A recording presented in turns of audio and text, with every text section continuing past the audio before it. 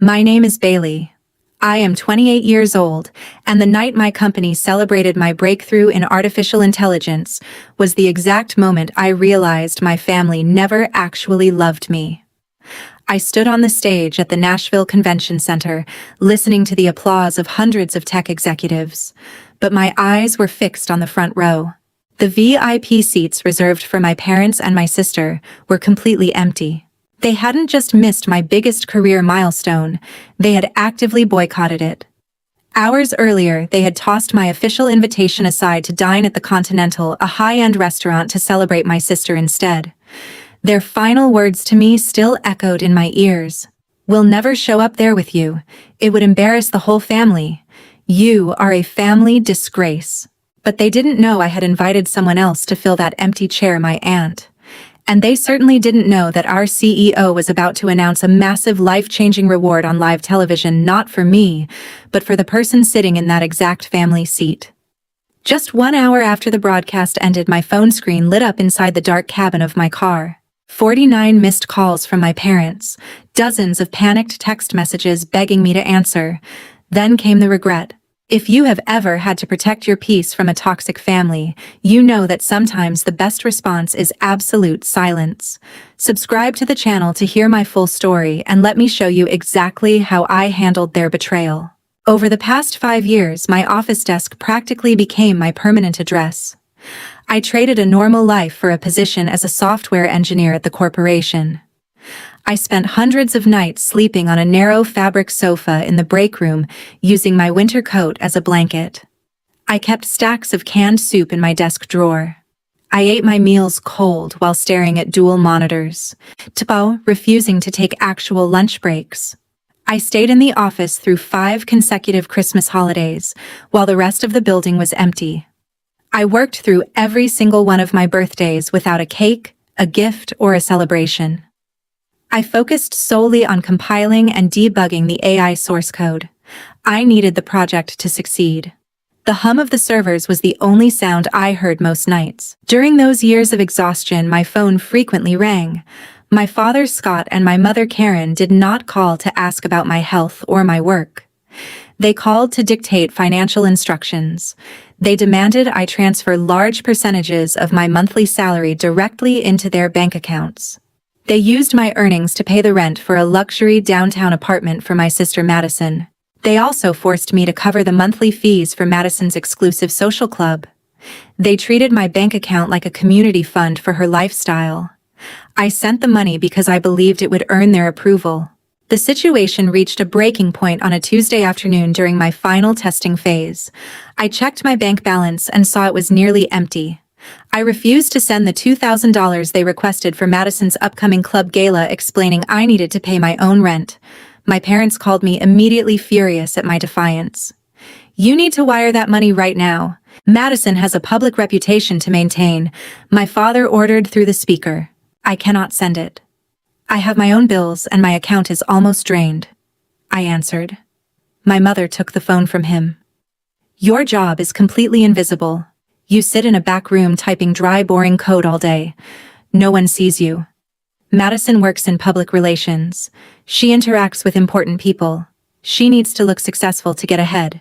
You do not need money for appearances." I ended the call without another word. They proved their extreme favoritism less than a month later. I found out through a social media post. Madison uploaded a photo holding the keys to a brand new sports car. My parents stood next to her, smiling proudly. I learned they had sold their only reliable vehicle, an old pickup truck. They went to the bank and signed paperwork for a high-interest personal loan. They combined the cash from the truck and the bank loan to buy Madison that vehicle. They did this simply so she could maintain a wealthy image in front of her social circle. I spent that entire winter walking to the bus stop in the freezing rain. Madison drove around the city in a vehicle funded by my parents' debt and my previous paychecks. That was the exact moment I accepted reality. I was nothing more than a financial tool to my family. I refused to play that role any longer. I opened my banking application on my phone. I transferred every single dollar into a new locked personal savings account. I removed their names from the access list. I canceled the recurring automatic transfers that went to Madison's landlord. I completely cut off all financial support to my family. When the angry text messages started flooding my phone demanding explanations, I turned the device off. I placed it face down on my desk. I redirected every ounce of my frustration and anger into my programming. I sat in my office chair for 18 hours a day. I wrote thousands of lines of code.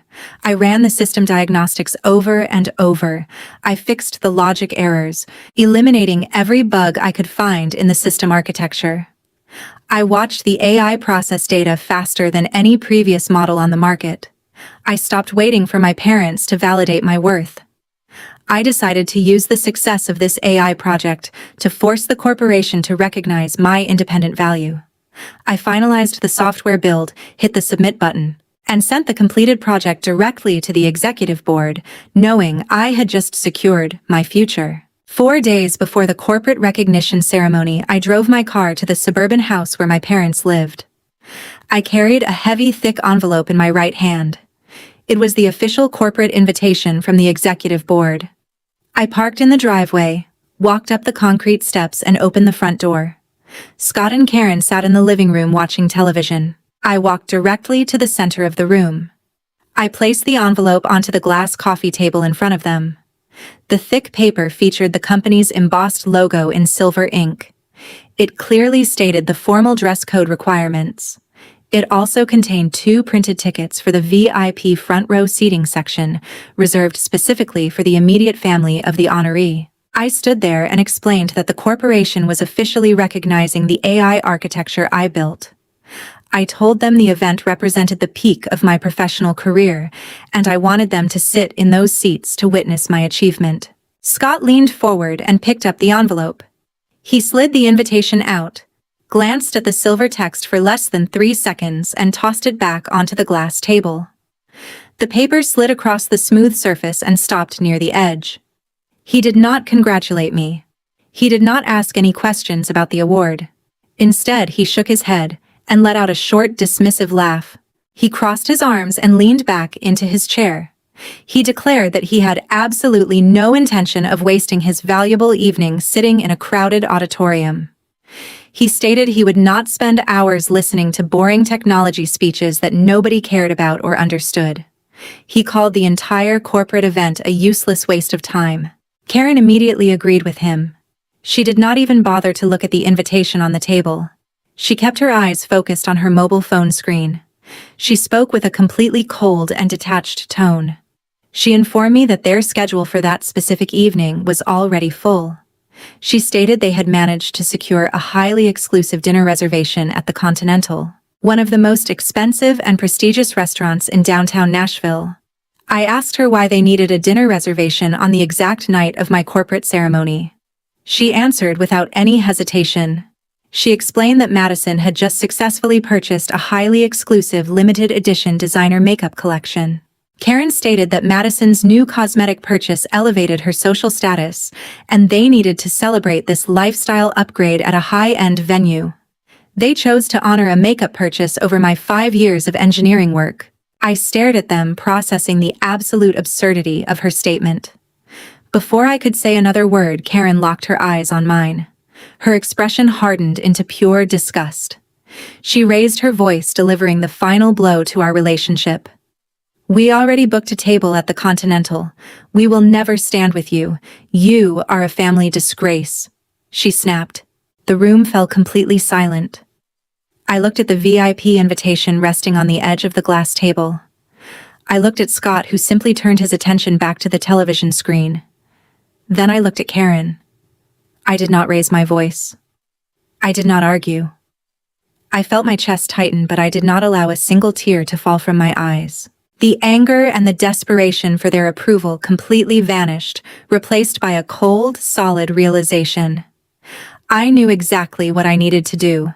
"Go ahead and enjoy your dinner. I will never bother this family again," I replied firmly. I turned my back to them immediately.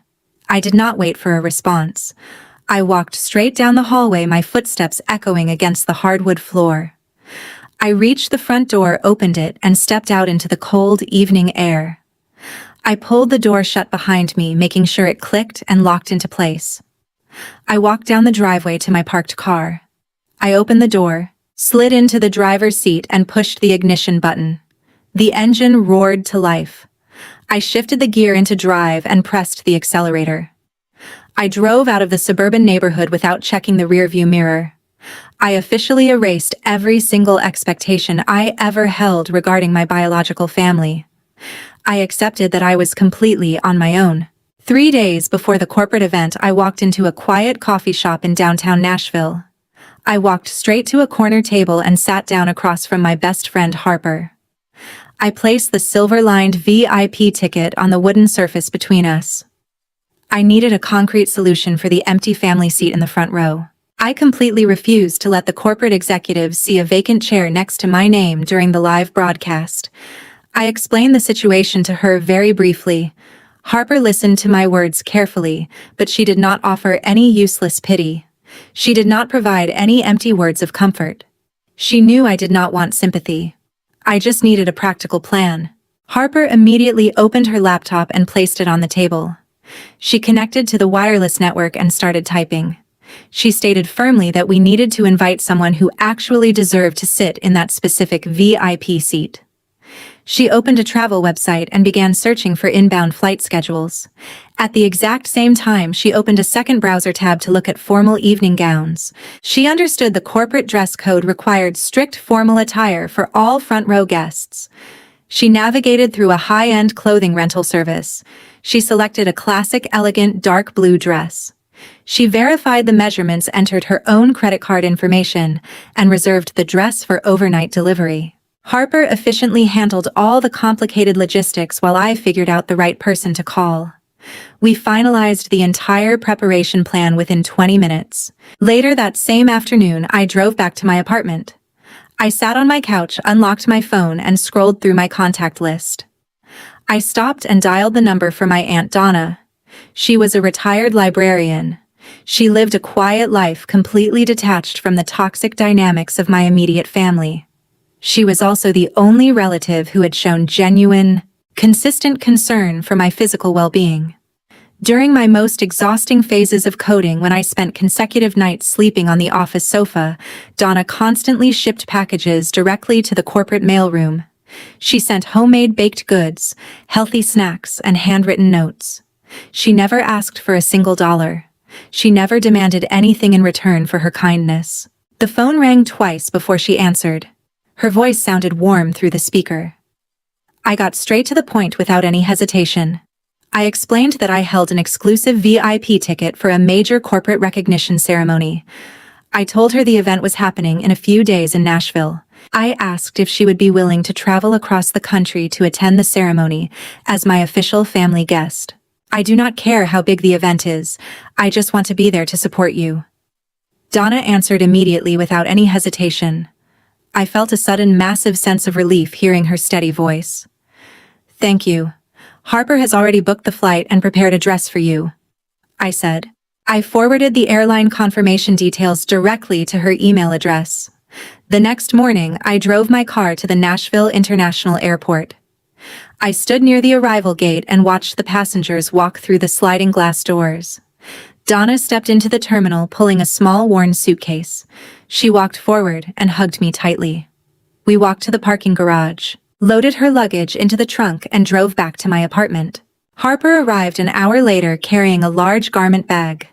She unzipped it and pulled out the dark blue evening dress she had secured the previous day. Donna tried it on in the guest bedroom. The fit was absolutely perfect. The three of us spent the rest of the afternoon finalizing the event preparations. We arranged the car transportation schedule for the following night. We reviewed the strict timeline of the corporate ceremony. Sitting in my living room with Harper and Donna, I observed the quiet, steady support they offered. Nobody demanded my money. Nobody complained about the restaurant choices. Donna asked specific questions about my AI project. She listened intently to my answers. Her simple, sincere presence completely filled the massive void left by my parents and Madison. I finally felt ready for the ceremony. At 7 o'clock in the evening, the main doors of the largest convention center auditorium in Nashville finally closed. Thousands of tech executives, industry leaders, and media representatives filled the seats. The overhead lights dimmed, signaling the start of the live broadcast. Our Chief Executive Officer Pierce walked confidently across the main stage. He approached the podium, adjusted the microphone, and looked out over the massive crowd. He did not waste time with long, unnecessary introductions. He wanted to get straight to the facts. He immediately began discussing the corporation's recent financial turnaround. Pierce detailed how the company faced a severe economic crisis just 12 months ago. He then explained how a single software engineering project completely shifted the company's trajectory. He pointed directly to the front row. He announced my name to the audience, officially crediting my artificial intelligence algorithm for saving the corporation from bankruptcy. The audience erupted into loud applause. I stood up from my VIP seat, acknowledged the crowd, and sat back down next to Donna. Pierce held up his hand to quiet the room. He stated that recognizing an employee's technical achievement was simply not enough. He explained that the board of directors held a private meeting earlier that week. During that meeting, they decided to establish a brand new corporate initiative. Pierce announced the official launch of the Employee Legacy Trust. He explained the strict parameters of this new foundation. We established this trust to honor the unseen support system behind our most valuable employees, Pierce announced through the microphone. He emphasized that technical brilliance requires immense personal sacrifice, and the people who quietly support that sacrifice deserve their own recognition. Pierce paused, allowing the weight of his words to settle over the auditorium. He opened a black leather folder resting on the podium. He leaned into the microphone and officially announced Donna as the inaugural recipient of the Foundation's award. My aunt froze completely in her seat. She stopped breathing for a second, completely unable to process the announcement. The heavy television camera operators immediately pivoted their equipment. Brilliant white spotlights swept across the auditorium and locked directly onto our section. Donna stared at the stage in absolute shock. I reached over, grasped her hand, and gently pulled her to her feet. The giant digital screens above the stage projected her face to the entire room. She stood frozen, looking around at the thousands of industry elites clapping for her. A corporate representative joined Pierce on stage carrying a heavy framed certificate. Pierce spoke into the microphone again, detailing the exact contents of the trust's reward. We formally grant Donna the permanent lifetime rights to use and occupy the trust's luxury vacation property, Pierce stated clearly. He did not stop there. He continued reading directly from the official legal document resting on his podium. The trust also included a fully funded first-class vacation package across Europe. Finally, Pierce announced they were gifting her a lifetime membership to an exclusive golf and country club. The monetary value of the combined reward was absolutely staggering. The entire package belonged solely to a retired librarian who simply cared enough to send me food during my darkest days. I guided Donna toward the center aisle. She walked slowly down the carpeted path and climbed the short staircase to the main platform. The applause grew louder. Tears streamed down her face as Pierce shook her hand firmly. He handed her the framed certificate. She stood in front of the flashing cameras, clutching the heavy frame tightly against her chest. She looked overwhelmed by the immense generosity. I remained standing at my seat in the front row, clapping loudly. I did not feel any regret about my decision. I felt a deep, steady calm wash over my entire body. I watched the television cameras broadcast Donna's tearful smile to viewers across the entire country. The event was streaming live on multiple major technology networks. I knew with absolute certainty that Scott, Karen, and Madison were currently sitting inside the Continental. I knew they were holding their phones or staring at a restaurant screen.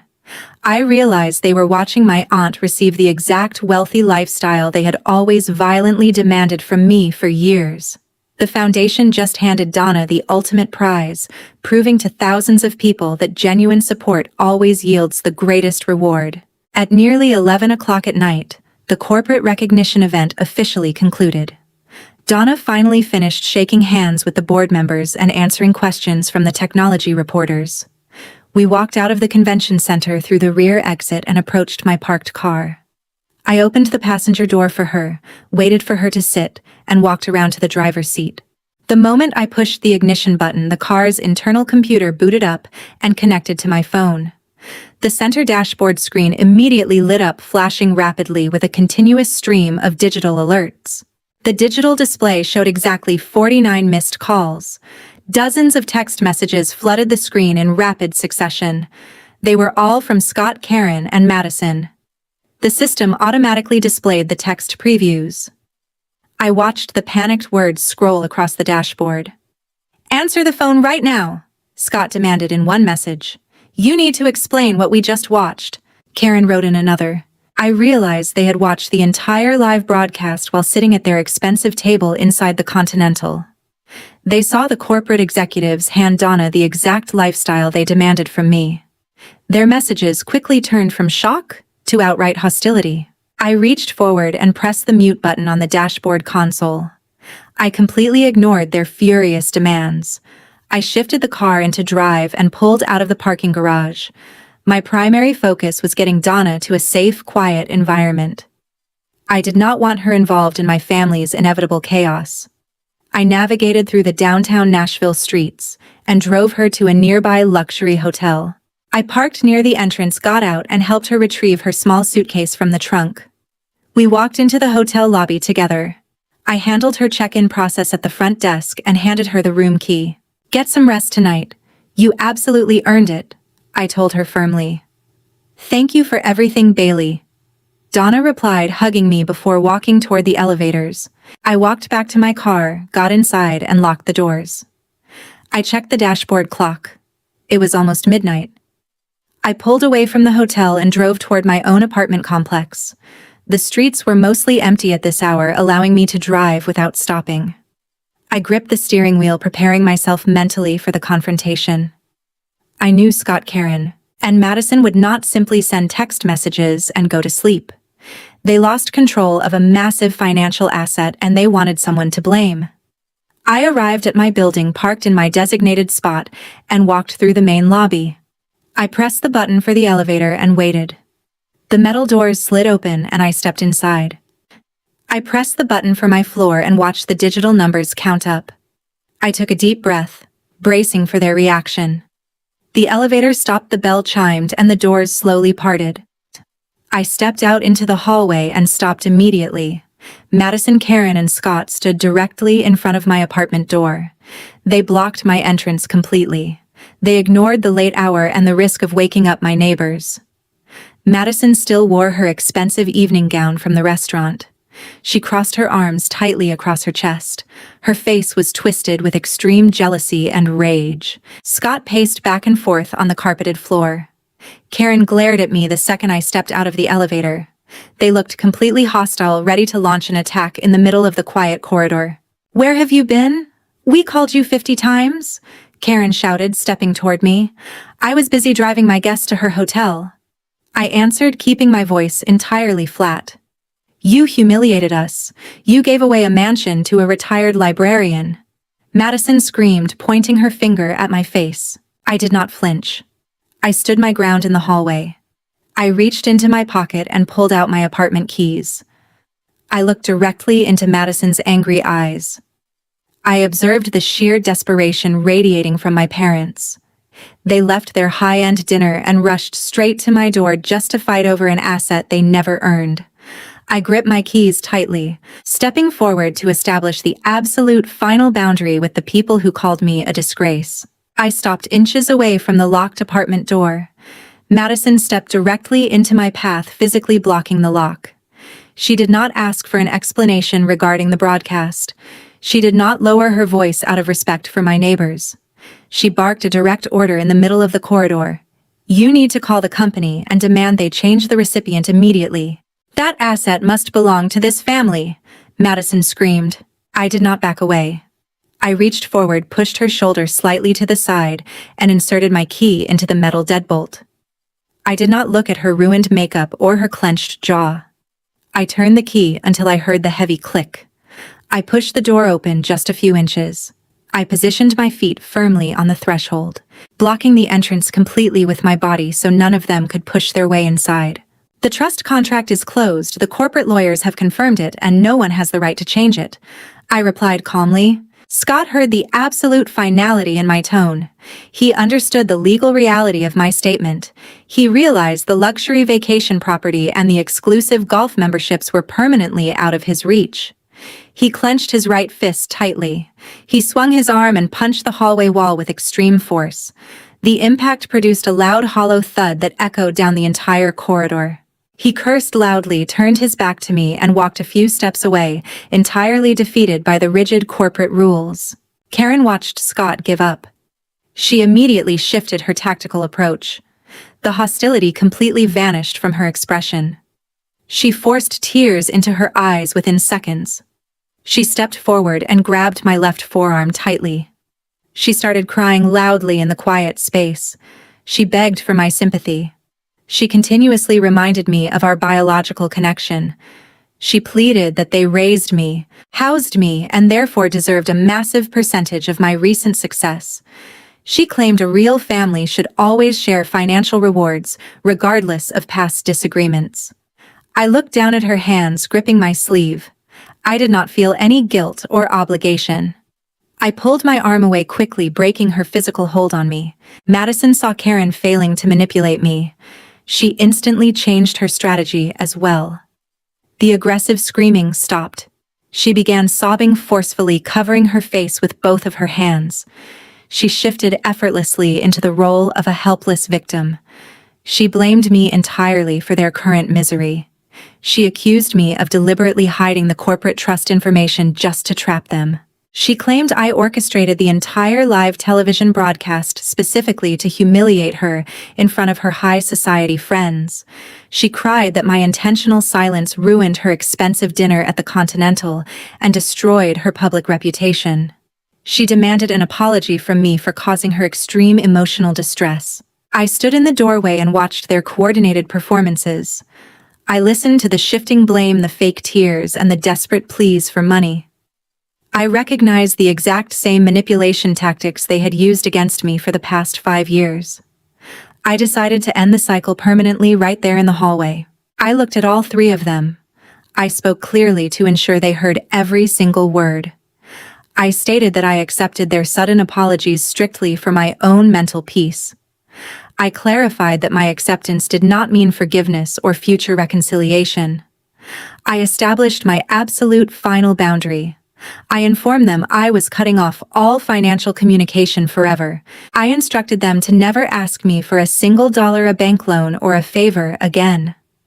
I told them their access to my life and my resources was permanently terminated, effective immediately. I stepped backward into my dark apartment. I grabbed the interior metal door handle. I did not wait for Scott to turn around. I did not wait for Karen to stop crying. I did not wait for Madison to finish her ridiculous complaints. I pulled the heavy wooden door forcefully. I slammed it shut directly in their faces. The loud bang silenced their voices instantly. I turned the deadbolt lock twice, securing the physical barrier between us. I stood in my quiet entryway and listened to their muffled footsteps finally walking away toward the elevator. 4 months after that explosive night, the structure of my family completely changed. The real-world consequences of their financial habits finally caught up to them. Madison quickly maxed out her multiple credit cards. She continued trying to maintain her wealthy public image, purchasing designer clothes, and attending expensive social events. However, she no longer had my monthly salary transferred into her account to cover her extravagant expenses. She tried to apply for new lines of credit, but the banks rejected her applications immediately. The lenders sent multiple warning letters regarding her high-interest auto loan. She ignored the notices. Last Tuesday, a recovery team arrived at her downtown apartment complex. They hooked her brand-new sports car to a tow truck and repossessed it in broad daylight. Her elite social circle witnessed the entire humiliating event. She lost her fake status instantly. Scott and Karen immediately panicked and tried to rescue her from bankruptcy. They could not call me for cash. They knew I would call the police and file a trespassing report if they showed up at my apartment door again. They attempted to use extended relatives to pass messages to me, but I blocked those numbers as well. They were forced to liquidate their remaining assets. They sold off their retirement stocks. They emptied their emergency savings accounts just to pay Madison's outstanding debts and credit card penalties. They even had to take out a second mortgage on their suburban house. They currently live in constant financial stress and extreme bitterness. They watch my success from a distance, completely paralyzed by the strict boundary I established in that hallway. They made their choice, and now they are paying the literal price. Donna experienced a completely different outcome. She officially relocated to the luxury vacation property owned by the Employee Legacy Trust. She packed her bags, left her modest apartment, and moved into the spacious lakefront home. The corporate trust pays for all the property taxes and maintenance fees. She spends her mornings reading books on the large wooden deck overlooking the water. She uses her lifetime membership to play golf at the country club every single weekend. She also recently booked her fully funded first-class trip to Europe. She enjoys a peaceful, respected, and comfortable retirement. She regularly invites me over for dinner, creating the calm, supportive family environment I always wanted but never had. My professional life also advanced significantly during these 4 months. The corporate board of directors reviewed the final implementation data of my artificial intelligence algorithm. They recognized the massive revenue increase it generated for the company globally. The executive board held a special meeting and officially promoted me to director of AI systems. I moved into a much larger corner office on the top floor of the headquarters. I now manage a dedicated team of 50 software engineers. The day the company announced my promotion, my phone buzzed on my new desk. I unlocked the screen and read a short text message from Harper. She simply wrote, "You earned every single bit of this." She was absolutely right. Looking back at the entire situation, I realized several invaluable lessons. The core value of a human being is never determined by the rejection, favoritism, or harsh judgment of their biological family. Your true worth is created entirely by your own capabilities, resilience, and consistent hard work. Establishing a rigid, unbreakable personal boundary is not an act of cruelty. It is the absolute only practical way to protect your mental health and the rewards of your labor from toxic people. Finally, genuine family is not defined by shared DNA.